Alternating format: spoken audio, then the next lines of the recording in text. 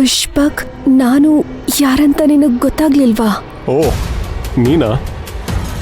ಯಾಕೆ ಪುಷ್ಪಕ್, ನನ್ನ ನಂಬರ್ನೂ ಕೂಡ ಡಿಲೀಟ್ ಮಾಡಿಬಿಟ್ಟಿದ್ಯಾ? ನಂಬಿಕೆನೆ ಡಿಲೀಟ್ ಆದಮೇಲೆ ನಂಬರ್ ಇಟ್ಕೊಂಡು ಏನು ಪ್ರಯೋಜನ? ನಿನ್ನ ಕಾಲ್ ಅಂತ ಗೊತ್ತಿದ್ರೆ ಕಾಲ್ ಪಿಕ್ಕೇ ಮಾಡ್ತಿರ್ಲಿಲ್ಲ.